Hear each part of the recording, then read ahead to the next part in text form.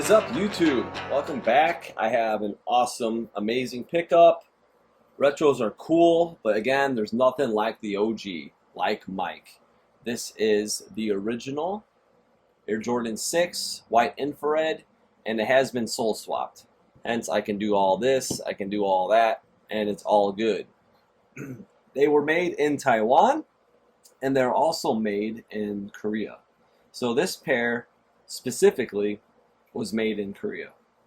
My dead stock pair to the left side here is made in Taiwan.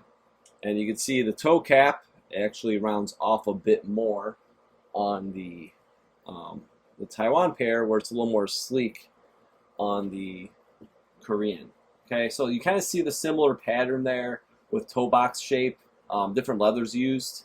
With the Air Jordan 10, the steel, if you look back to my comparison video, the toe box is similar to, it's more pointed and more rounded off on the Taiwan pair. And another little piece here, I have sole swapped. I also have a dead stock pair that's not swapped of the Sport Blues. So you can see here with the Sport Blue as well, it's got the rounded toe made in Taiwan. But just beautiful. Can't wait to wear these. They are a size 10.5. I'm typically an 11. The other pair is an 11. The size 10.5 Air Jordan 6 usually is pretty roomy. I think it's one of those Jordans that runs a little larger, so I shouldn't have any issues with it. But you can see it's definitely some oxidation. They do look great. It's got the tall tongue right here with Air Jordan. It's absolutely beautiful. See that on the OG where it's inset around the ankle support. That big bubble right there, you see all insets and they stitched around it. And all Durabuck. So this is all leather. And then the whole back portion, you can see it kind of looks different. And that is Durabuck. The Nike Air looks beautiful. They've never come back this way. And they sure as heck won't have this shape or materials when they do come back. Here is the example. Sneaker crack and all. Dead stock. This one is made in Taiwan. So when you look back here, we'll just use an example right now. You can see right into the tongue. I'm not going to pull too hard. You click on it, you can see it says made in Taiwan. So on this one, you can see it says made in Korea. And definitely some differences of color. You can see on the infrared. And I know some people are like, oh, the infrared shade's not correct, this and that. But the fact of the matter is, I've posted many times of my infrared pairs, and there was many shades of infrared actually used by Jordan brand. Not by Jordan brand, but by Nike. But over the years, different retros, they've come out with different shades of infrared. But this color match is pretty close too. They did a good job on matching that. But like the TW trainers, it's a little lighter. The Air Max 90 Radiant Red, some say infrared. That's got a different shade. This infrared is different than my Trainer E. I'll just think of that beautiful model off the top of my head. And another debunking the theories that the Air Jordans came with red that Jordan wore. It was not. This is actually sneaker crack, hashtag it, and air units from Michael Jordan's game used pair, and all sealed up here in this beautiful little display cube I like doing. And you can see right next to the OG pair, it's spot on. You get in close, you can see oxidation on both the OG dead stock pair I own and here. It's all the same. So yeah, really cool, neat little piece of history. I collect all sorts of weird things.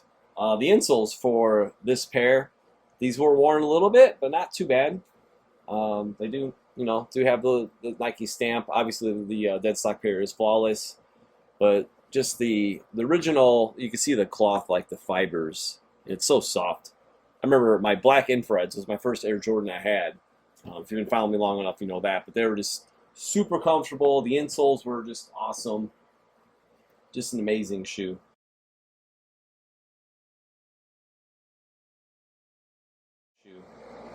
But yeah, just I love it. I just can't believe, technology, you could say, with recreating the retros. They aren't nearly as good as the OGs, and you have a lot of very talented people that are soul swapping these days and making this a reality. So that's what I think is really cool, that they're actually taking subpar retros and making them wearable again. Again, the white colorways are the ones I'm after because they are leather. So I got these two. You see the sports and the infrareds, and also the maroons.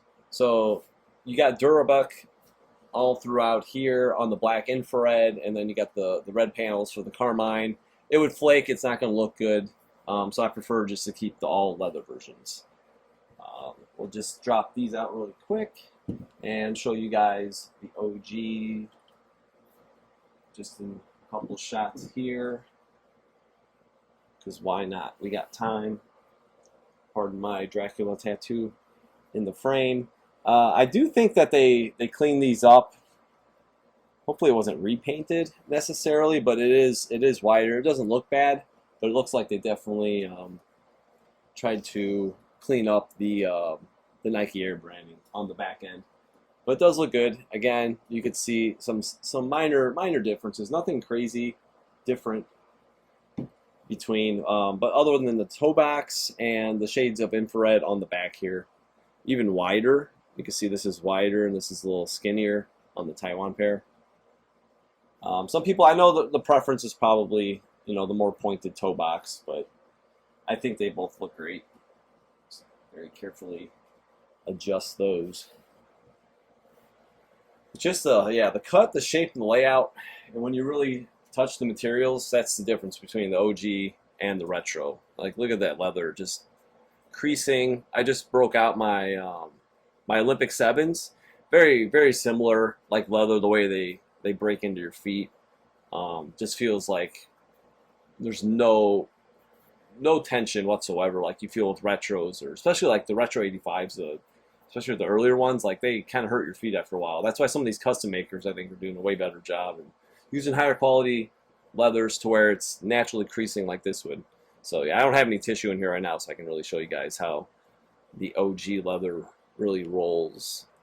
You can see that all throughout the side panel. I wouldn't squeeze this part again because it will flake. I'll show you an example of that right now with here. You can see it's oxidized a little more. It's a little darker.